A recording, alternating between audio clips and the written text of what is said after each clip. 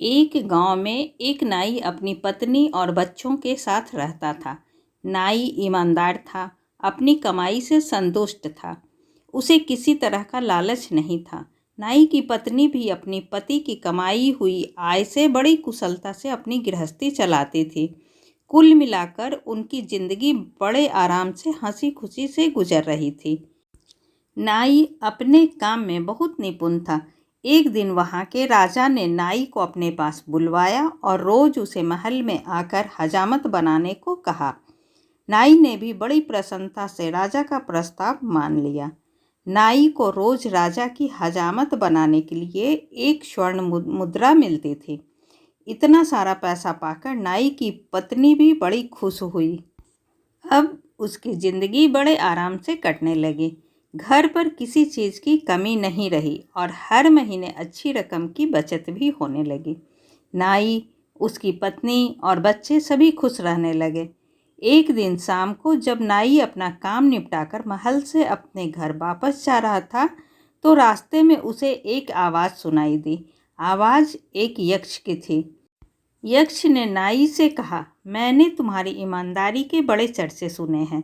मैं तुम्हारी ईमानदारी से बहुत खुश हूँ और तुम्हें सोने की मुद्राओं से भरे 7 घड़े देना चाहता हूँ। क्या तुम मेरे दिए हुए घड़े लोगे?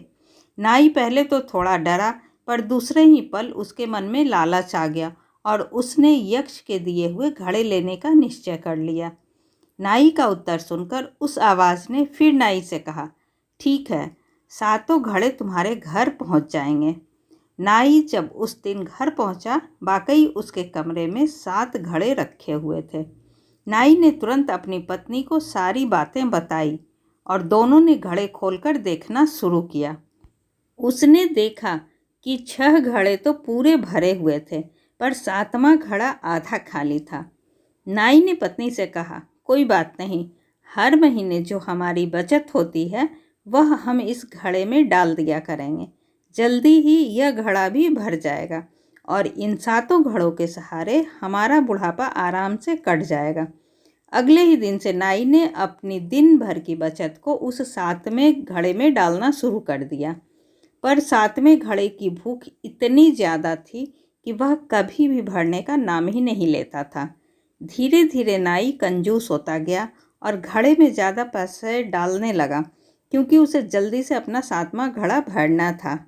नाई के कंजूसी के कारण अब घर में कमी आनी शुरू हो गई, क्योंकि नाई अब पत्नी को कम पैसे देता था।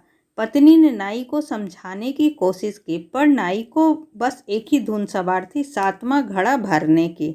अब नाई के घर में पहले जैसा वातावरण नहीं था।